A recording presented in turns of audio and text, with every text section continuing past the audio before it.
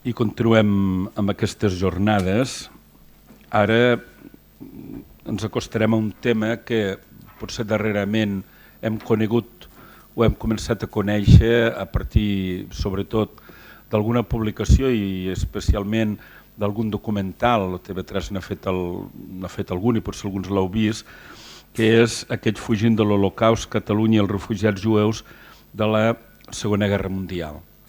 És a dir, aquelles persones que són jueus, que fugen de la persecució nazi, que també es troben el que es troben també a França i que una via de fugida justament sembla que és l'Espanya de Franco, no? Per tant, de vegades la realitat és una mica complexa. En aquest sentit, hem convidat doncs, el doctor Josep Calvet i Bellera.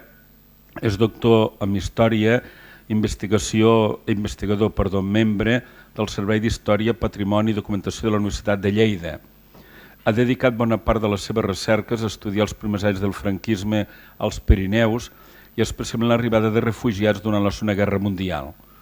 Va coordinar el projecte de creació del Museu El Camí de la Llibertat, inaugurat l'any 2007 a Sort, i assessora el projecte Perseguits i Salvats que impulsa la Diputació de Lleida per recuperar la memòria i les rutes d'evasió de refugiats jueus durant el nazisme a través del Pirineu de Lleida.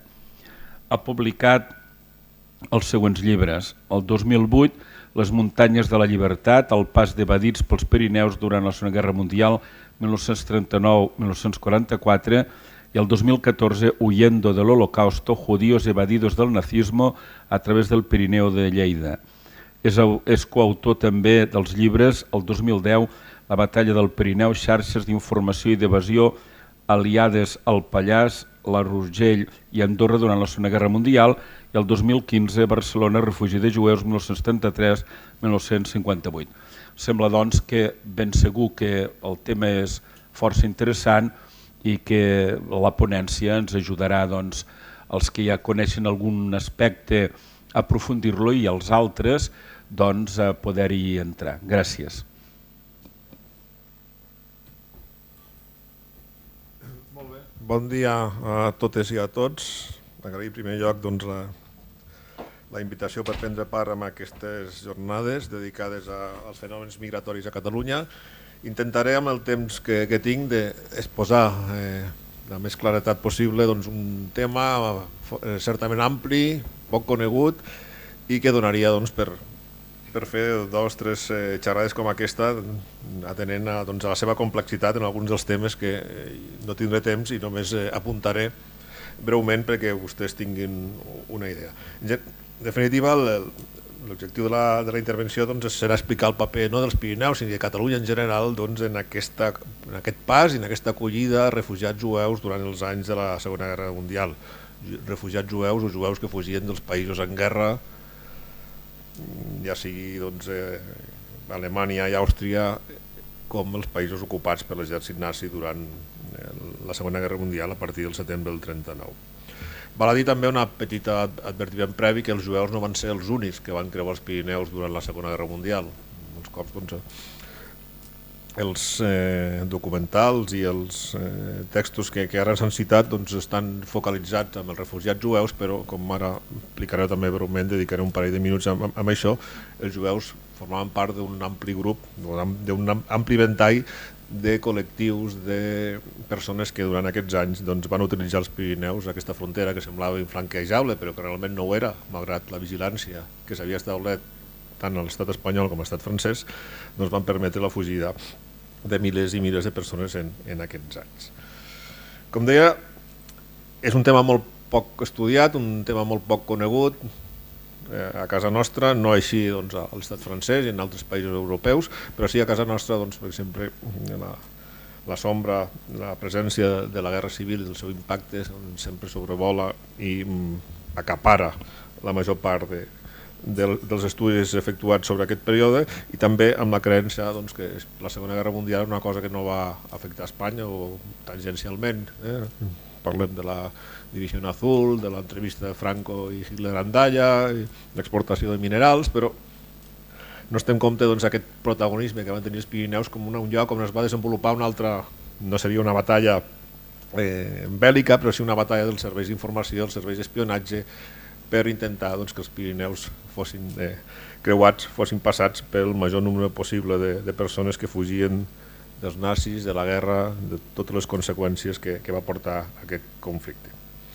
I també doncs, el paper de la dictadura franquista, també un paper, com també intentaré explicar, fluctuant, que va anar canviant a mesura que la Segona Guerra evoluciona envers aquests refugiats. No és el mateix la postura franquista de l'any 1940 en relació als refugiats jueus que afluïen a casa nostra, com la postura que van mantenir a partir de 1944, quan la Segona Guerra Mundial ja estava clarament decantada cap als aliats, malgrat doncs, el evident antijudaïsme del règim.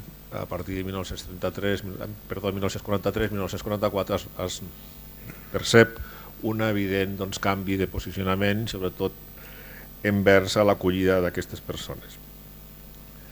Doncs comencem. Bé, abans de res, ara ho estàvem comentant, també voldria expressar, sempre ho acostumo a fer, quan parlo d'aquests temes, que malgrat que el tema és poc conegut i estem avançant molt, doncs encara ens trobem els investigadors que estudiem aquest període i aquest tema en certs hàndicaps d'accés en alguns arxius.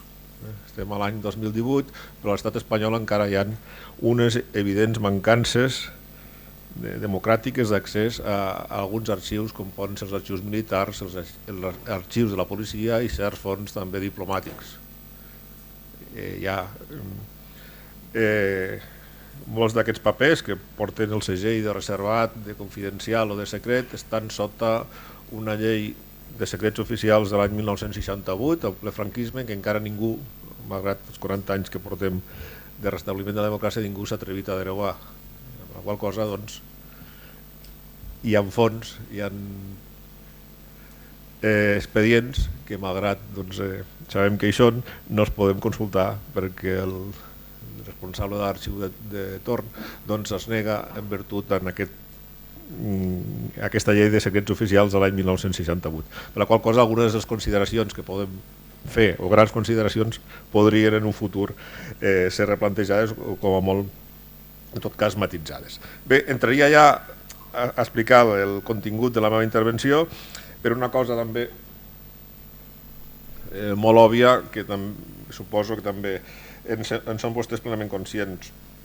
El paper dels Pirineus com a lloc de fugida no és un fenomen que es produeixi només durant la Segona Guerra Mundial. Secularment, durant la història, els Pirineus, malgrat aquests 500 quilòmetres que separen Irún de Portbou, malgrat la vigilància, malgrat les dificultats orogràfiques i climatològiques i de tot tipus que afectaven a les persones que intentaven passar, han estat llocs de pas, de trànsit entre els habitants d'una altra part de la serralada, per molts motius, per motius familiars, per motius econòmics, per motius festius, lúdics, però també en èpoques de guerra.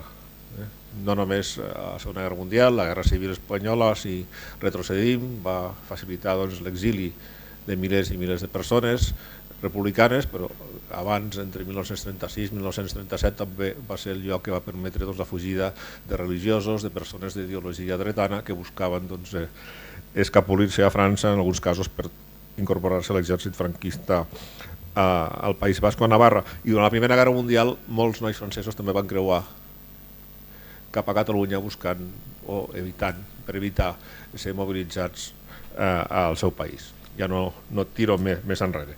Per tant, els Pirineus, en aquest cas que avui comentaré i en altres casos, cal incidir en aquesta significació dels Pirineus com una línia que separa de la mort. Creuar a l'altre costat, donar aquesta última passada, malgrat aquesta evident paradoxa en el cas dels jueus que fugien del nazisme per buscar refugi o per passar com a lloc de trànsit a l'Espanya franquista o a la Portugal de Salazar, o sigui, fugien del nazisme per buscar refugi a la península Ibèrica, un governament dels dictadors feixistes, i en el cas d'Espanya molt propers a l'Alemanya nazi. Donar aquest últim pas, donar aquesta última petjada, significava escapar-se de la mort, de la persecució. Probablement, sense Pirineus, sense frontera, aquestes persones no s'haguessin pogut salvar. Deia abans que els jueus no van ser els únics refugiats que van arribar a casa nostra durant la Segona Guerra Mundial. Aquí veuen aquests 6 grans grups de persones que van passar en una i altra direcció entre 1939 i 1944. El grup majoritari no van ser els jueus, el grup majoritari van ser els nois francesos que buscaven arribar al nord d'Àfrica per unir-se a l'exèrcit que el general de Gaulle estava començant a preparant per combatre al costat dels aliats. En aquest sentit, el juny de 1940 el general de Gaulle va fer una famosa crida a través de la BBC de Londres combinant els nois francesos a unir-se al seu exèrcit. I a partir de 1943 els alemanys implanten a França el que es coneix com el servei de treball obligatori, que obligava els nois francesos a anar a treballar a Alemanya, amb la qual cosa es produeix una altra allau important. O sigui, els nois francesos representen entre el 65 i el 70% del total de refugiats que arriben a Espanya i a Catalunya durant aquests anys. Després parlaré de xifres. En segon lloc trobem els jueus, jueus de moltes nacionalitats, pràcticament de tota Europa, que van buscar refugi a l'estat espanyol. Com també és conegut, les conseqüències de la Segona Guerra Mundial i de l'Holocaust van provocar la mort de 2 de cada 3 jueus que vivien a Europa als anys 30. Uns pocs, milers, van tenir la sort, l'osadia i la visió de jugar-se la vida travessant, en molts casos, tota Europa per arribar als Pirineus i traspassar els Pirineus. Quants? Avanço ja la xifra. Fins ara alguns autors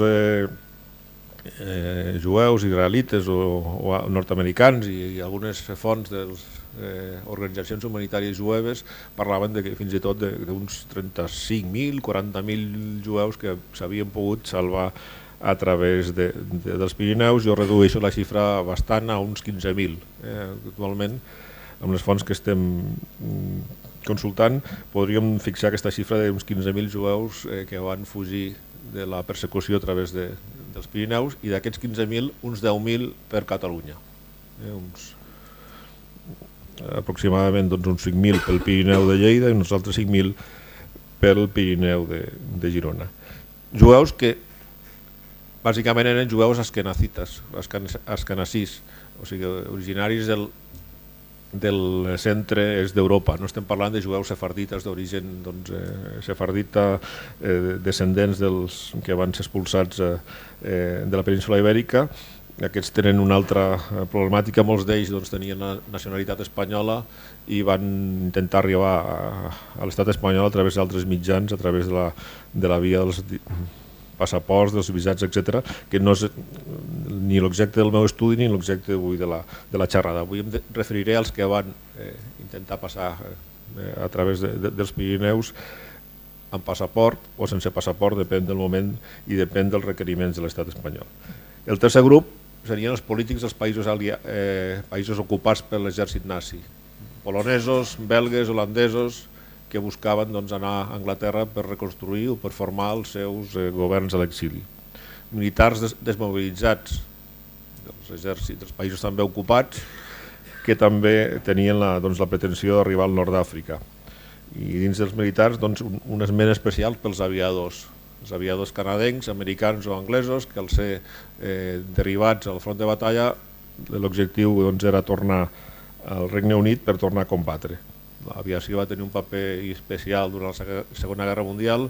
La tecnologia havia evolucionat moltíssim, però formar un pilot costava molts diners i costava molt de temps. Per tant, hi havia un interès especial per part dels serveis d'informació i espionatge aliats per salvar aquestes persones i portar-los de nou a Anglaterra.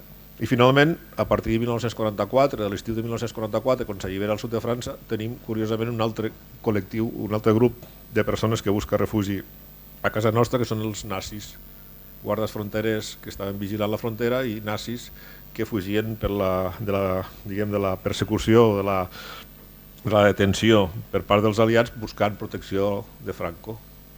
Entenien que Franco era un amic dels alemanys i per tant buscaven la protecció. tampoc és el tema de la xerrada, però aquestes persones van tenir una sort desigual. Els duaners van ser tractats com la resta de refugiats, internats en un camp de concentració i després retornats a Alemanya. En canvi, alguns nazis, destacats nazis, van tenir acollida a l'estat espanyol i van poder viure durant la resta de la seva vida aquí amagats, o en alguns casos fugir cap a Llatinoamèrica o cap a alguns països de Centreamèrica. Entrem ja directament a parlar dels jueus. Em saltaria també tota la part suficientment coneguda de l'auge del nazisme, les lleis antijueves que va decretar Hitler a partir del 1933, sobretot amb dos fets fonamentals que són claus per entendre aquest èxode de jueus: les lleis de Nuremberg de l'any 1935 i sobretot la nit dels vidres trencats de novembre de 1938, on va, sobretot aquest 1938, a partir dels centenars d'entrevistes que he pogut fer a persones que van passar cap a l'estat espanyol, és el fet que va marcar la seva vida, tant els pares com els fills, que van veure com els seus pares la visió de la detenció, de la crema de sinagogues, de l'assalt de botigues, aquella nit va encendre l'alarma definitivament dels que volien fugir i no ho havien fet fins aleshores. Cal també fer un petit incís. Hi ha un primer exili de jueus cap a Catalunya l'any 1933, quan Hitler puja al poder.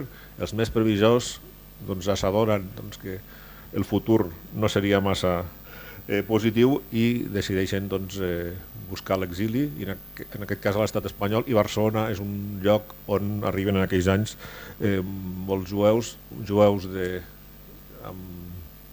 cert nivell econòmic i social, professionals liberals, arquitectes, metges, etc., o comerciants que s'estableixen a casa nostra ja aquest 1973, que en perspectiva històrica van ser els més previsors. Però realment, quan comença l'èxode és a partir del setembre del 39, amb l'ocupació de Polònia per l'exèrcit nazi, quan aquests jueus europeus consecutivament, després en poc temps, en pocs mesos, l'exèrcit de l'Eix ocupa bona part d'Europa, posteriorment Bèlgica, Holanda, arribant a França a la primera de l'any 40, tot això provoca ja un flux migratori d'aquests països de centre Europa retrocedint cap a França, i en el moment en què els nazis estan al nord del país, cap al sud de França, ja preparats per creuar els Pirineus.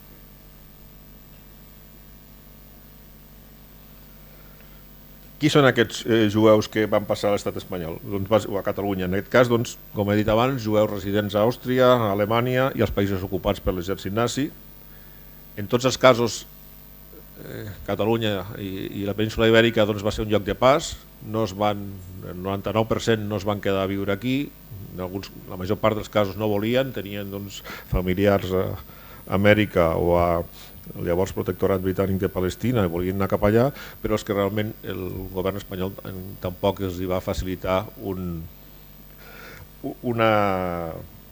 va mostrar una facilitat d'acolliment.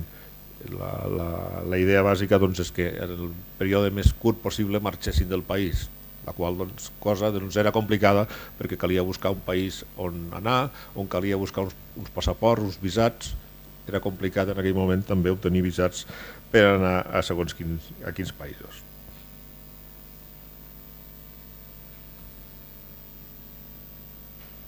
Per on van creuar? I qui eren aquests jueus? Bàsicament, entre 1930 establim dos grans, a qui eren dos grans períodes, entre 1939 i 1940. Bàsicament eren famílies residents als països ocupats pels nazis, que tenien recursos econòmics, tenien posició social i havien obtingut un visat i un passaport per arribar a l'estat espanyol i des d'aquí marxar cap a Amèrica. Normalment arribaven a les aduanes habilitades, passaven el control, tenien 5 dies per atravessar Espanya i marxar des de Vigo, des de Bilbao, des de Lisboa cap a Amèrica.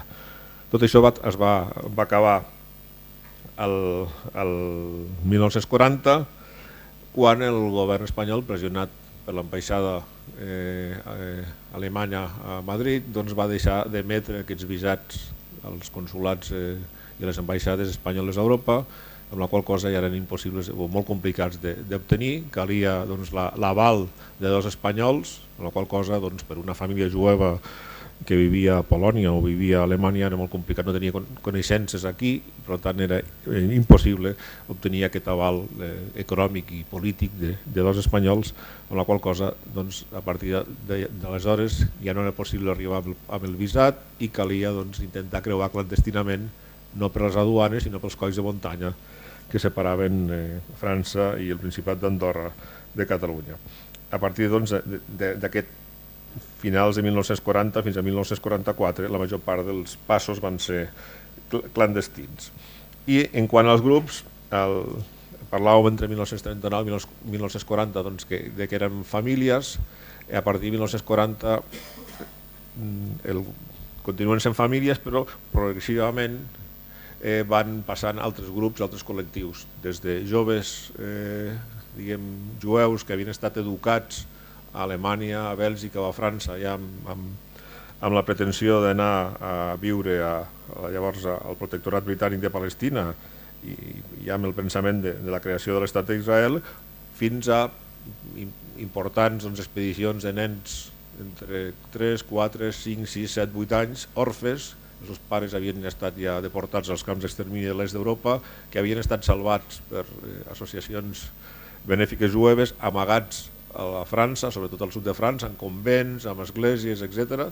I que a partir del 43-44, doncs, aprofitant aquest canvi de la política espanyola envers els refugiats, van fer-los passar cap a casa nostra. Després m'hi referiré breument. Aquí tenim un mapa molt genèric de que són els Pirineus amb els llocs principals de pas. Com veieu, doncs, pràcticament tota la serralada va ser utilitzat en un moment o altre com a lloc de refugi. Aquest mapa està extret a partir de les poques dades o de les dades que he pogut trobar als arxius espanyols de documentació de la policia, de la Guàrdia Civil i de l'Exèrcit, on fa unes estadístiques de detinguts a nivell provincial i són els passos doncs, que tenien més afluència.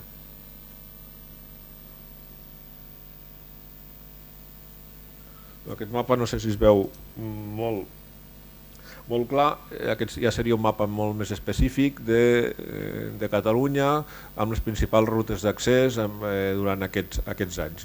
Com veieu, hi ha dos punts a l'estat francès neuràlgics, que són Tolosa de Llenguadoc i Perpinyà. Tolosa de Llenguadoc i Perpinyà era el lloc final on arribaven totes aquestes famílies, tots aquests jueus, des d'on iniciaven el recorregut final per arribar a la península Ibèrica.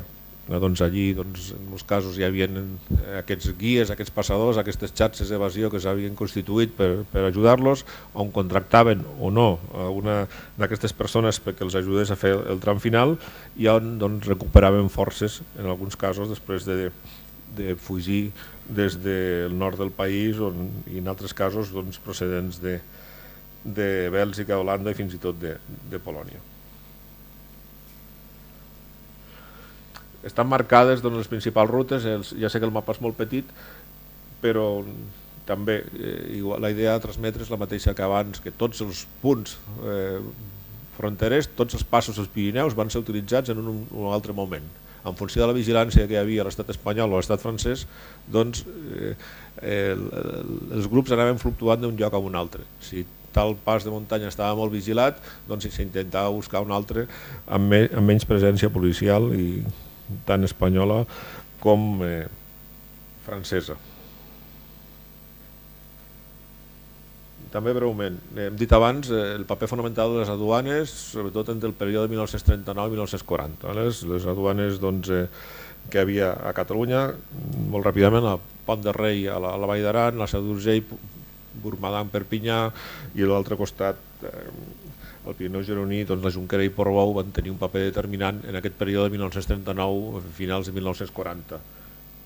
Aquí tinc dos fotografies. La primera és la frontera de Pont de Rei a la Vall d'Aran, i en la de sota doncs, l'estació internacional de ferrocarril de Portbou, que en aquests anys va ser el lloc més important, en aquests mesos el lloc més important de pas de refugiats jueus, fins que, com deia, aquest fet puntual d'aquest acord entre Espanya i la França de Vichy, auspiciat pels alemanys, que va doncs, desactivar la concessió de visats a les persones que ho sol·licitaven. A partir d'aleshores doncs, van prendre protagonisme els ports de muntanya, els colls de muntanya, alguns, els de l'Empordà, més fàcils de creuar, i altres, els del Ripollès i el Pirineu de Lleida, molt més complicats, en aquests casos ja superiors als 2.000 metres, que van ser doncs, l'hàbitat natural, però no van haver de passar aquestes persones, famílies mal equipades, en alguns casos doncs, famílies amb petits infants, de mesos, de pocs anys, avis. Realment doncs, hem pogut doncs, constatar la freqüència d'accidents, persones que van morir intentant creuar els Pirineus, altres que van arribar doncs, amb congelacions, amb esgotament, amputacions de cames, de braços en alguns hospitals fronterers com el de la Seu d'Urgell o a Figueres, tot un ventall de circumstàncies èpiques i dramàtiques que van fer doncs, en aquest període doncs, que aquestes famílies doncs, realment el seu pas pels Pirineus fos això, èpic i dramàtic, i tingués lloc sota condicions molt extremes. Normalment equipats amb roba de ciutat, no és com ara que tothom que va a la muntanya doncs anem equipats al màxim. En aquell moment bona part d'aquestes famílies anaven amb roba i calçat de ciutat.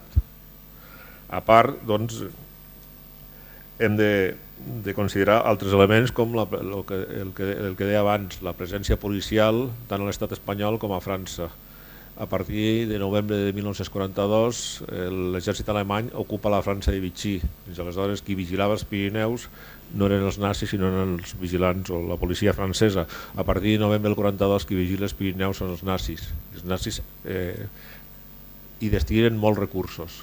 A partir d'aleshores doncs, trobem la presència als colls de muntanya francesos que donen la vessant doncs, catalana d'un grup de caçadors alpins austriacs equipats amb esquís, de policies amb gossos ensinistrats per seguir el rastre de les persones. Hi ha constatades doncs, la detenció de nombrosos grups a partir de la tasca d'aquests gossos que seguien el rastre d'aquests fugitius. Per tant, tot això es complica. I l'estat espanyol doncs, també, no cal insistir, el primer franquisme va ser un període, uns anys de postguerra, el que coneixem doncs, com una postguerra militaritzada.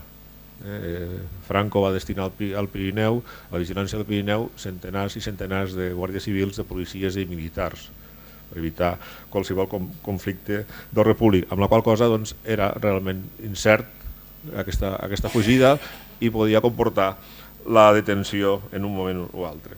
A part, doncs, també altres elements que entorpien aquesta evasió, doncs, en alguns moments doncs, l'actuació d'alguns guies, alguns passadors, el que jo denomino amb pocs escrúpols, que es van dedicar a robar, en alguns casos fins i tot a assassinar alguna d'aquestes persones a la qual volien ajudar.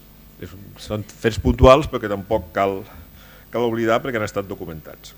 Per tant, en el moment en què el protagonisme deixa de ser de les aduanes i passa a ser dels Pirineus, dels colls de muntanya, és quan prenen protagonisme aquestes xarxes d'evasió, aquests grups organitzats en primer lloc pels serveis d'intel·ligència aliats per ajudar a fugir a militars, a polítics, però que a poc també van ajudant a les famílies jueves.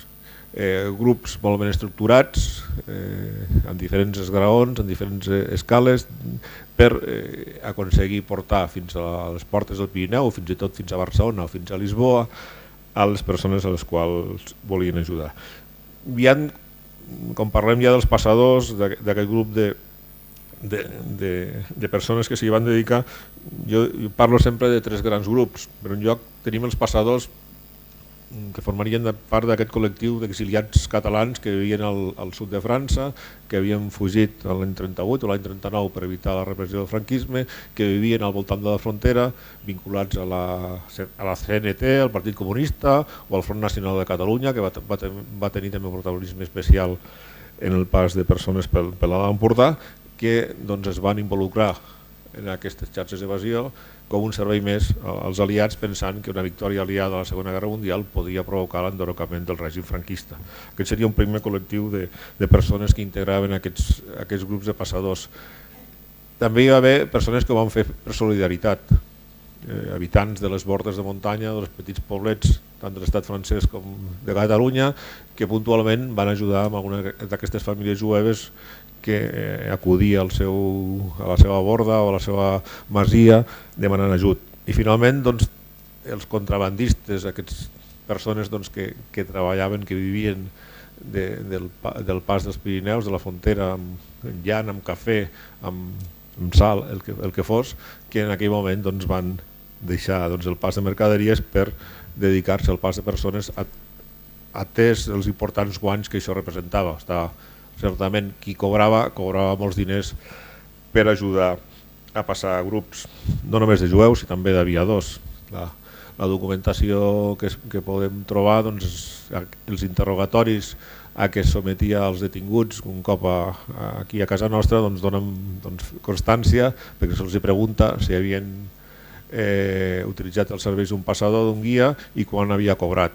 I les quantitats doncs, eren realment importants, alguns fins i tot arriben a parlar de 200.000 francs francesos. S'ha constatat també que el consulat britànic a Barcelona pagava o cobrava, no pagava en aquest cas, 15.000 pessetes per cada aviador, no parlem de jueus, però si parlem d'aviadors, per cada aviador que aconseguien, que arribava al seu consulat, al carrer Junqueras, al centre de Barcelona, doncs eren 15.000 pessetes. Per tant, el paper dels guies és fonamental, però darrere doncs, hi ha aquests tres tipus de col·lectius. Finalment, l'any 44, quan, com deia abans, la postura franquista doncs, es relaxa en quant a la detenció i l'empresonament d'aquestes persones, les pròpies organitzacions benèfiques jueves, conscients que la península Ibèrica era l'únic lloc per al qual podien doncs, escapar del nazisme i l'Europa en guerra, les famílies jueves van dedicar molts diners, molts esforços a crear les seves pròpies xarxes d'evasió, amb guies de confiança, per treure de França grups nombrosos, en aquests casos aquests grups que deia abans de joves i de nens els quals doncs, els seus pares ja estaven als camps d'extermini. Com se'ls tractava a aquestes persones un cop a l'estat espanyol? Ja hem dit abans, fins a l'any 40 no hi havia cap problema, a partir de l'any 40 comencen les dificultats. Comencen les dificultats amb aquest acord franco-vichy, auspiciat pels alemanys, que també possibilita que els detinguts a l'estat espanyol poguessin ser retornats, poguessin ser expulsats a l'estat francès. És una decisió important que sortosament no va ser aplicada de manera estricta. Es va aplicar segons el dia, segons el mes, segons el lloc fronterer s'aplicava amb més o menys intensitat, segons la província, segons l'actitud del governador civil. Ens trobem amb tot tipus de situacions. Hi ha dies que s'expulsa, que es torna a França a tots els detinguts i l'endemà no. O sigui, no podem establir una política concreta ni una raó per aquesta manera de funcionar. Això passa fins a principis de l'any 43 i a partir d'aleshores, quan es deixa d'expulsar i de retornar a l'estat francès amb aquestes famílies, la situació, el procediment acostumava a ser la detenció. Alguns van poder fugir i poder atravessar la península Ibèrica sense ser detinguts, però la gran majoria van ser detinguts, i l'internament a presons. En quant a les expulsions, també molt ràpidament, tots vostès probablement coneixen la figura de Walter Benjamin, l'escriptor i filòsof alemany que va morir a Portbou al setembre de l'any 1940 després d'haver traspassat la frontera, i quan va conèixer doncs, la decisió de les autoritats espanyoles de ser retornat a l'estat francès, aquest doncs, suïcidi, però hi van haver més casos de suïcidis, de persones que van decidir treure's la vida abans de ser tornats a França.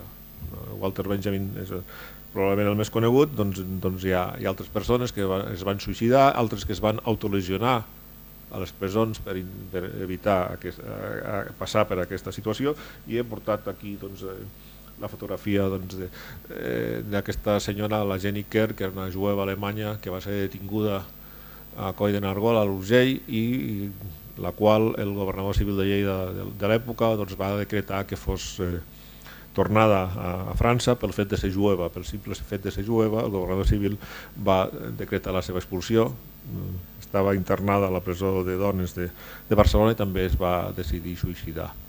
Altres persones de les quals hem tingut constància que van ser expulsades i tornades a França, en alguns casos en calent. També hi ha constància de detencions i expulsions en calent que mai quedaven registrades en cap llibre registre de la Guàrdia Civil ni de la policia. Doncs algunes d'aquestes persones que sí que van anotar-se i que després es van expulsar, seguint el rastre doncs, en diferents arxius han pogut arribar doncs, a constatar que van acabar a Auschwitz. La qual cosa doncs, aquí ja tenim una constatació evident de la col·laboració del franquisme, del règim espanyol amb l'Holocaust durant aquests anys. Els que eren empresonats doncs, bàsicament seguien un llarg recorregut, en primer lloc els calabossos locals que hi havia als petits pobles dels Pirineus, Massanet de Cabrenys, a l'Urgell, Tabascan, tots els petits pobles on hi havia de caserna de la Guàrdia Civil tenien un petit calabós, un petit espai, sigui un magatzem o el que fos, on eren retinguts uns dies fins que se'ls portava a les presons del partit judicial, a Viella, Sort, la Seu d'Urgell, Figueres, etc. Allí passaven un segon filtre, Puigcerdà, Ripoll, fins a trobar la destinació definitiva que acostumava a ser les presons provincials, Lleida, Girona, etc. Aquí hi havia la tria definitiva. Qui realment interessava al govern espanyol eren els nois en edat militar, entre els 18 i els 40 anys, perquè eren considerats presoners de guerra. La resta, en teoria, dic en teoria perquè després a la pràctica no va ser així, podien quedar en llibertat.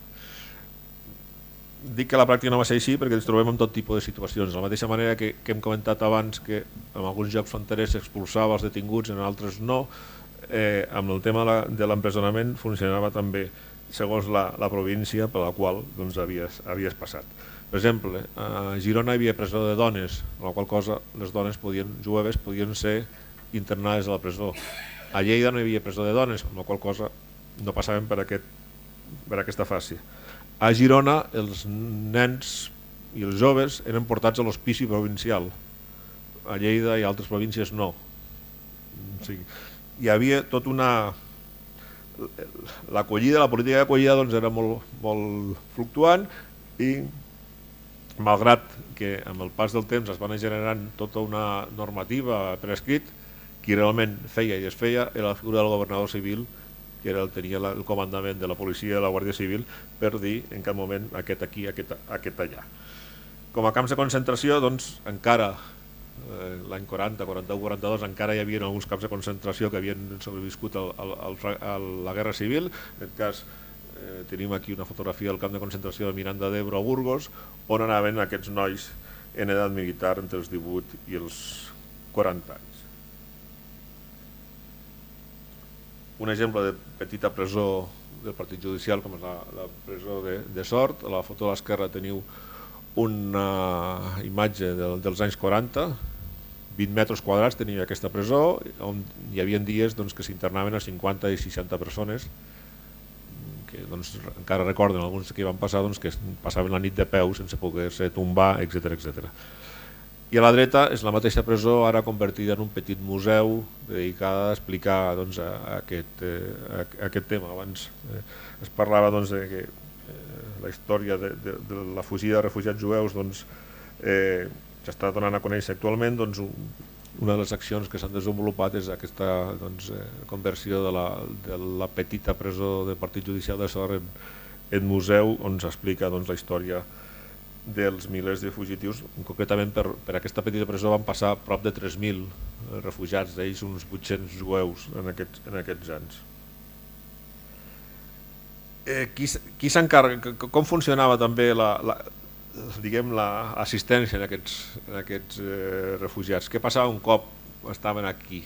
Qui se'n feia càrrec? Com aconseguien marxar fora d'Europa? Doncs tot això va ser progressiu. Inicialment, qui assumia la seva assistència era la Creu Roja Espanyola. La Creu Roja Espanyola poc feia, sempre molt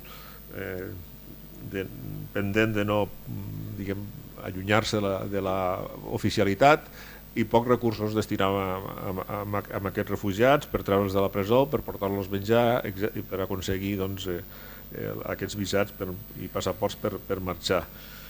Paulatinament s'hi van anar concentrant d'una manera intensa els consulats dels seus països d'origen, el consulat i ambaixades. Consulat polonès, amb el dèficit que tenia a Barcelona, perquè era un consulat honorari, no era un consulat oficial. Hi havia un senyor que vivia a Barcelona però que no era un consulat oficial.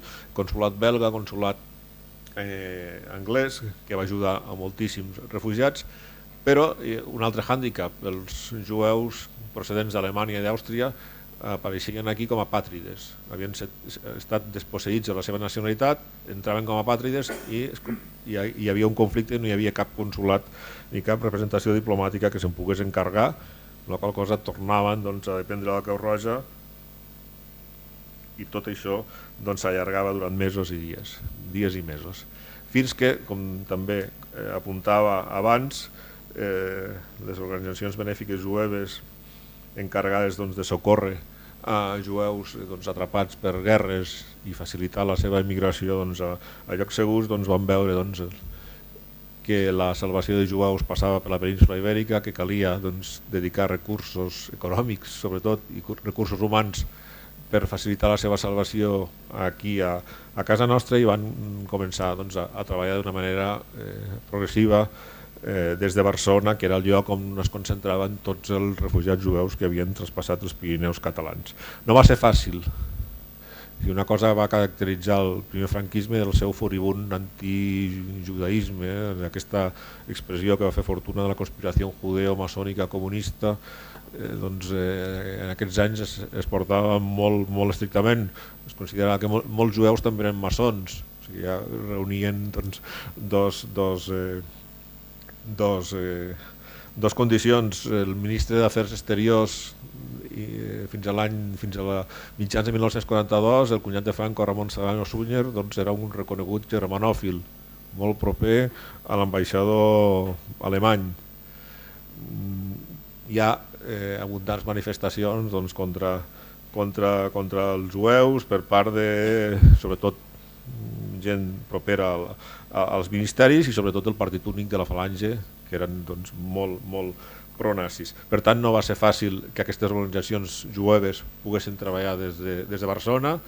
Curiosament, crec que és a finals de 1941, intenta instal·lar potser la més important, l'American Joint Committee, aquí a Barcelona, i el governador civil, Correa, prohibeix que puguin treballar des de Barcelona, i els dos representants que són enviats des de Portugal per dedicar-se a l'acollida dels refugiats han de camuflar-se sota l'auspici de la Creu Roja portuguesa, treballaven sota Creu Roja portuguesa. Però a poc, després d'invertir moltes hores, molts diners, se suposa també per acontentar o guanyar-se la confiança d'alguns representants polítics del moment, van aconseguir obrir unes oficines a l'Hotel Bristol de la plaça Catalunya, van dedicar 24 hores, van arribar a treballar gairebé 20 persones durant 24 hores al dia per dedicar-se a controlar tot el que passava als Pirineus. Tenien gent distribuïda a tots els llocs neuràlgics del Pirineu on arribaven jueus per evitar que fossin conduïts a les presons, que acabessin a Miranda d'Ebro, al camp de concentració, i que mitjançant de contactes amb els governadors civils que tots fossin concentrats a Barcelona per des d'allí iniciar els tràmits per aconseguir la seva immigració.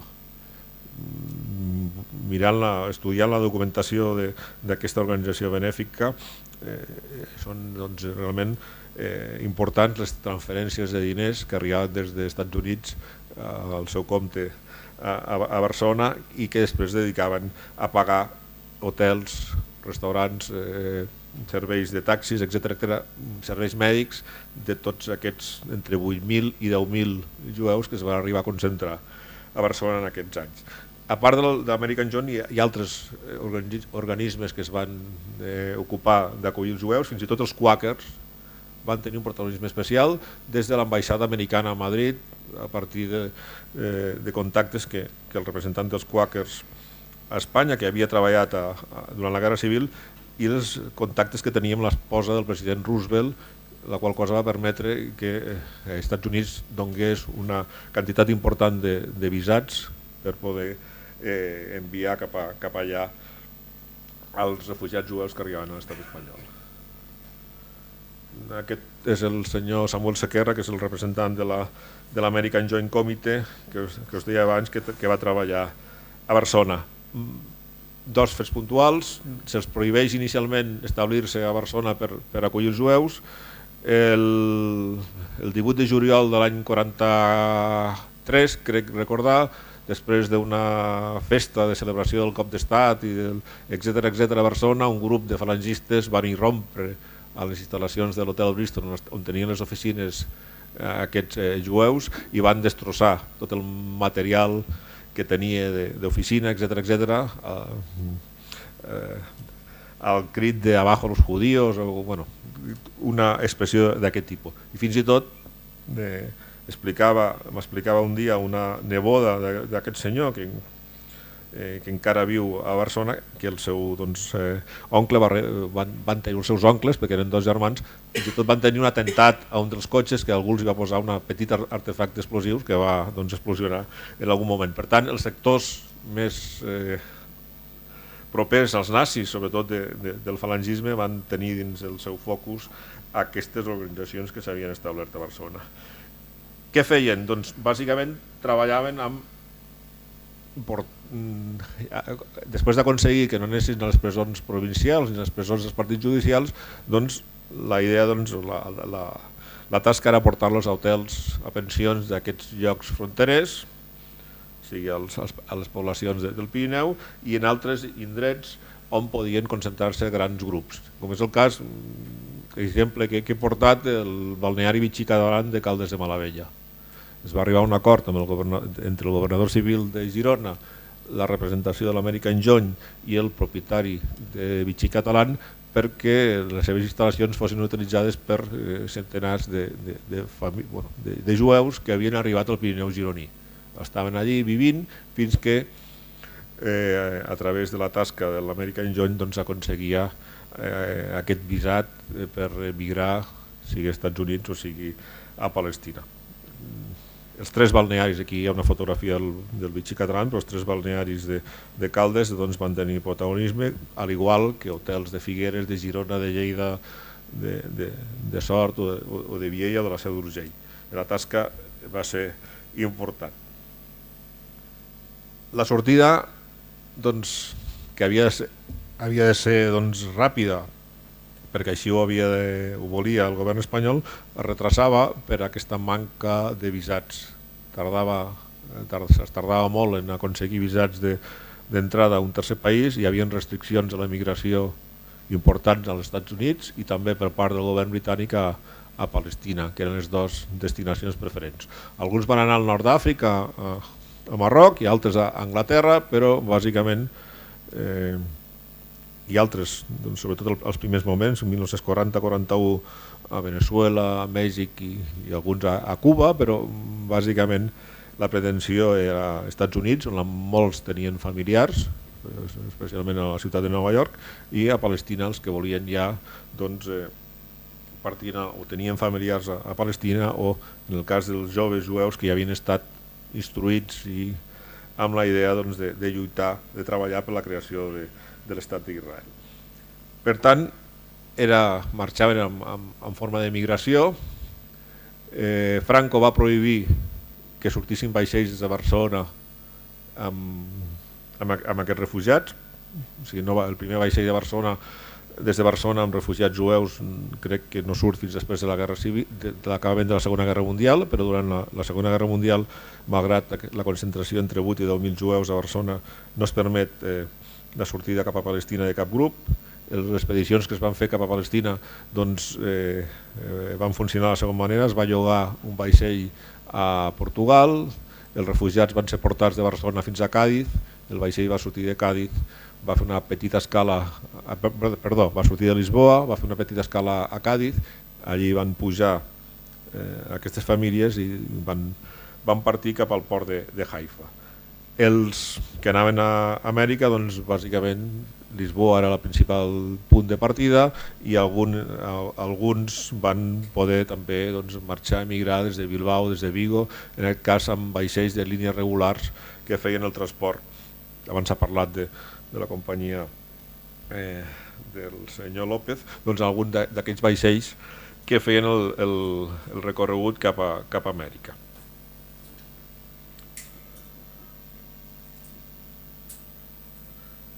Acabo ja, per si després volen fer alguna pregunta, alguna consulta. Soc conscient que he anat molt ràpid. Xifres, he parlat abans de 15.000 jueus que van aconseguir fugir a través dels Pirineus a partir de les meves recerques darreres. Uns 10.000 ho van fer per Catalunya. Si ampliem la xifra amb aquests 5 grups que abans he parlat, entre nois francesos, jueus, pilots, polítics, militars desmobilitzats, jo dono una xifra de 80.000. 80.000 persones van travessar els Pirineus entre 1939 i 1945 fugint de la Segona Guerra Mundial, una xifra jo crec que important, aquesta gran paradoxa dels que fugien del nazisme que es refugiaven a casa nostra. Cal ressaltar també important, abans com parlava de les xarxes d'evasió dels passadors, tampoc hi he fet principal esment, doncs la tasca de solidaritat que van tenir alguns veïns del Pirineu ajudant en aquestes persones, i la postura espanyola doncs, amb aquestes foscors i clarors que no sé si ho he aconseguit intentant transmetre en la meva intervenció. Per un costat va expulsar molts jueus, alguns dels quals van acabar a Auschwitz, però en l'altre costat doncs, va permetre la salvació d'uns 15.000. En alguns casos passant per presons, passant per camps de concentracions, però 15.000 van poder arribar a casa nostra i marxar. Amb tot plegat, des de llavors i fins a l'actualitat, encara dura, doncs, hi ha un debat encès sobre la postura de Franco amb els jueus.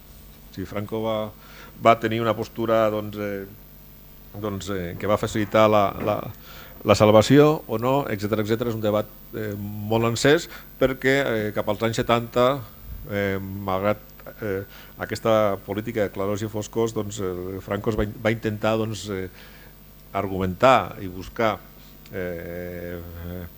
fer produir alguns estudis per demostrar o per donar a conèixer aquest paper que, segons ell, l'estat espanyol havia tingut com a salvador de jueus. Es van elaborar alguns llibres per part de l'oficina diplomàtica espanyola destinats bàsicament al món jueu als Estats Units, que després d'Israel és el més important, o potser més important i fins i tot numèric, per tant, per vendre la imatge de Franco salvador de jueus. Fins i tot va circular una idea buscant l'origen del cognom Franco com cognom sefardita i per tant relacionat amb tot el món i la cultura jueva. Tot això va tindre els seus efectes positius pel règim franquista, perquè si també seguim les hemeroteques trobarem amb declaracions de dirigents sionistes i dirigents rabins americans o fins i tot polítics israelites que Franco realment va salvar jueus. Però hi ha també un fet interessant a remarcar: l'any 49, quan es va debatre a la ONU l'aixecament de les sancions que l'ONU s'havia decretat contra el franquisme, l'estat d'Israel es va negar a facilitar aquest aixecament, donant a conèixer aquest paper ambigu que havia tingut l'estat espanyol durant la Segona Guerra Mundial per la seva proximitat als nazis i per la seva actitud ambigua, en alguns casos, cap a aquests refugiats. Bé, és tot el que volia dir, no sé si m'he passat de temps. Si hi ha alguna pregunta, alguna qüestió, algun aclariment, una cosa que no m'hagi passat o hagi tractat molt de manera ràpida, doncs estic a la vostra disposició i només, abans parlàvem de si algú té interès en aquest tema, dues publicacions, una que he escrit sobre el Pirineu de Lleida i una altra sobre el paper de Barcelona en quant a l'atenció de refugiats jueus durant els anys de la Segona Guerra Mundial. Moltes gràcies.